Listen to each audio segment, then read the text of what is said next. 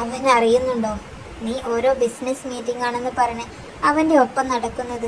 അവൻ അറിയുന്നുണ്ടാവില്ല, ഒരു കൂട്ടുകാരി നടക്കുന്നത് പോലെ എന്നാവും അവൻ കരുതിയിട്ടുള്ളത്. നീ അവൻ്റെ മനസ്സിൽ കയറി കൂടാനാണ് ഇങ്ങനെയൊക്കെ ചെയ്യുന്നതെന്ന് എനിക്കും നിനക്കും മാത്രമല്ലേ അറിയൂ. ഇപ്പോൾ അതാ വിശ്വാസം ഒന്നുകൂടി ഊട്ടുറപ്പിക്കാൻ വേണ്ടി അവരെ എല്ലാം ഇങ്ങോട്ട് ക്ഷണിച്ചിരിക്കുന്നു. പാവങ്ങൾ, അവർക്കൊന്നും അറിയില്ല. ആ കുഞ്ഞുങ്ങളും അവൻ്റെ ഭാര്യയും. നീ അഭിനയിച്ച് തകർക്കുകയല്ലേ, നല്ല കളിക്കൂട്ടുകാരിയുടെ വേഷം കെട്ടിക്കൊണ്ട്. ഞാൻ ഇവിടെ തന്നെ നിൽക്കാം, നിന്റെ കാലം ചുവട്ടി തന്നെ ഞാൻ നിൽക്കാം. ഉമ്മാനൊന്ന് കണ്ടുപിടിക്കാനും സുലൈഖയെ കണ്ടുപിടിച്ച് ഒന്ന് മാപ്പ് പറയാനും നീ സമ്മതിക്കണം. ഇത് പണ്ടത്തെ വീരശൂര പരാക്രമി ഫൈസിക്ക തന്നെയാണോ? ആ സുലൈഖയെല്ലാം വരച്ച വരയിൽ നിർത്തിയിരുന്ന ഫൈസിക്ക ആ ആളാണോ എന്നോട് കാല് പിടിക്കുന്നത്? എനിക്ക് ചിരി അടക്കാൻ കഴിയുന്നില്ല. എന്നെ കല്യാണം കഴിക്കാതെ നിങ്ങൾ സുലൈഖയെ കല്യാണം കഴിച്ചില്ലേ? അവിടെ നിന്ന് ഞാൻ പ്ലാൻ ചെയ്തതാ അവളെ മാറ്റിയിട്ട് എനിക്ക് നിങ്ങളെ കല്യാണം കഴിക്കണമെന്ന്. അതിനു വേണ്ടി ഞാൻ പലതും കാണിച്ചു കൂട്ടി. അത് ഞാൻ വിജയിക്കുക തന്നെ ചെയ്തു. ഈ ഷാഹിനിയെ തോൽപ്പിക്കാൻ നിങ്ങളായിട്ടില്ല. പിന്നെ നിഹാലിനെ ഞാൻ പണ്ടേ മോഹിച്ചതാ. അവനെ എനിക്ക് വേണം. അവന് വേണ്ടി ഇനി ഏതറ്റം വരെ പോകാനും ഞാൻ തയ്യാറാ. എനിക്ക് അവൻ ബിസിനസ് യാത്രകളിലെല്ലാം കുറച്ച് സ്നേഹം തന്നാൽ മതി. അവൻ അവൻ്റെ കുടുംബമായി കഴിഞ്ഞോട്ടെ. ഞാൻ കുടുംബത്തിലേക്കൊന്നും വലഞ്ഞു കയറി ചെല്ലുന്നില്ല. നമുക്ക് നമ്മുടെ കുടുംബവുമായി ഇവിടെ കഴിയാം. ഇപ്പോൾ ആരുടെയും കുടുംബം തകർത്തു എന്ന് പേരൊന്നുമില്ലല്ലോ. എൻ്റെ ഭർത്താവ് എന്ന പേരിൽ ഫൈസിക്ക് തന്നെ മതി, കുഴപ്പമില്ല. ഷാഹിന, നീ എന്തൊരു സ്ത്രീയാ! ഒരു സമയം നിനക്ക് 2 പുരുഷന്മാരോ? നാണമാവുന്നില്ല നിനക്ക് എന്നോട് ഇങ്ങനെയൊക്കെ പറയാൻ? ഞാൻ നിന്റെ ഭർത്താവാ. അതെന്താ, നിങ്ങൾ ആദ്യം സുലൈഖയുമായി കഴിഞ്ഞില്ലേ, പിന്നെ ഞാനുമായി കഴിഞ്ഞില്ലേ? അതുപോലെ തന്നെ ഞാനും ചെയ്യുന്നത്. എനിക്ക് അവന് വേണം, അതിൽ നിന്ന് ഒരു മാറ്റവുമില്ല. നിങ്ങൾ എൻ്റെ കാര്യത്തിൽ ഇടപെടാൻ വരണ്ട. അവർ വരാൻ സമയമായി. നിങ്ങൾ നല്ല പോലെ അഭിനയിച്ച് എൻ്റെ കൂടെ നിൽക്കണം, നല്ല ഭർത്താവിൻ്റെ റോൾ ചെയ്തുകൊണ്ട്.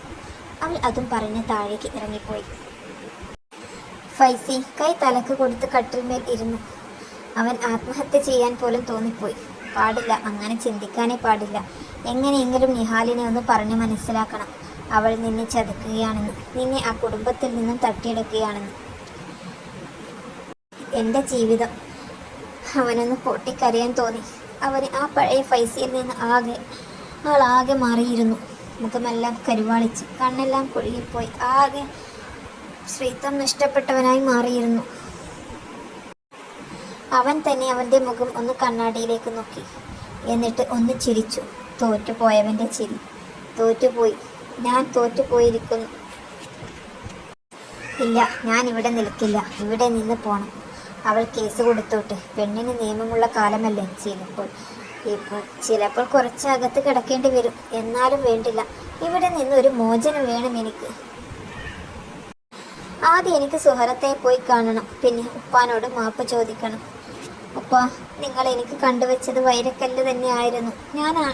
ഞാൻ തന്നെയാ അത് തട്ടിക്കളഞ്ഞത്. സുലൈഖ പൂ പോലെയുള്ളൊരു പെണ്ണ്. പിന്നെ എൻ്റെ കുടുംബം ആകെ താറുമാറായി. വീടെല്ലാം ഒന്ന് ശരിയാക്കിയെടുത്ത് ഉമ്മാനെയും ഉപ്പാനെയും തിരിച്ചു കൊണ്ടുവന്ന് ഇത്താത്തമാരെല്ലാം വിളിച്ച്. സുലൈഖ, നീ ഇനി വരില്ലല്ലോ. എന്തൊരു സുന്ദരമായിരുന്നു എൻ്റെ ജീവിതം. ഒരു പ്രതിസന്ധിയിലും തളരാതെ എൻ്റെ കൈ പിടിച്ച് എൻ്റെ വിഷമങ്ങൾ മാറ്റിത്തരുന്ന എൻ്റെ കൂട്ടുകാർ. വീട്ടിൽ കുട്ടികളെല്ലാം ഓടിക്കളിച്ച് എന്തൊരു ബഹളമായിരുന്നു. ഇത്താത്തമാരും ഉമ്മയും ഉപ്പയും. പിന്നെ എല്ലായിടത്തും സുലൈഖയെ കാണും. അടുക്കളയിൽ, മുറ്റത്തും, വീട്ടിലെ എല്ലാ പണികളും ചെയ്തിരുന്നു. റോബോട്ട് പോലെ ആയിരുന്നു അവൾ. ആരോടും പരാതിയും പരിഭവവും ഇല്ലാത്ത ഒരു പാവം പെണ്ണും. സമയം ഒന്ന് ബാക്കിലേക്ക് പോയിരുന്നെങ്കിൽ എനിക്ക് നഷ്ടപ്പെട്ടത് എല്ലാം എനിക്ക് തിരിച്ചു കിട്ടുമായിരുന്നു. എൻ്റെ സുലൈഖ, ഞാൻ നിന്നെ സ്നേഹത്തോടെ പൊതിഞ്ഞു പിടിച്ചേനെ. ആമിനുമ്മയുടെ ചിരിയും ഉപ്പാൻ്റെ വർത്തമാനങ്ങളും കുട്ടികളുടെ കളിയും ചിരിയും അവൻ്റെ മനസ്സിലേക്ക് അവരുടെ പഴയ സുന്ദരമായ കുടുംബചിത്രം തികട്ടി വന്നു. ഹായ് നിഹാൽ, എന്തൊക്കെ, സുഖമല്ലേ? നിന്നെ ഇവിടേക്ക് വിളിച്ചത് ബുദ്ധിമുട്ടായോ? കുറേ നേരമായോ നീ എന്നെ വെയിറ്റ് ചെയ്യുന്നത്? ഫൈസി അവനൊരു ഹസ്തദാനം നൽകിക്കൊണ്ട് പറഞ്ഞു. നമുക്ക് അങ്ങോട്ട് ഇരുന്നാൽ. നിഹാൽ ഒരു ചായ കുടിക്കാൻ വരൂ. അവൻ മുന്നോട്ട് നടന്നു. ചായ പറയാലേ? വേറെ എന്തെങ്കിലും സ്നാക്കായിട്ട് എന്തെങ്കിലും പറയണോ? വേണ്ട ഫൈസിക്ക, നിങ്ങൾ പറയണോ? എനിക്ക് വേണ്ട. ഞാൻ ഓഫീസിൽ നിന്ന് കുറച്ചു നേരം ബ്രേക്ക് എടുത്തിട്ടാണ് ഇങ്ങോട്ട് വന്നത്.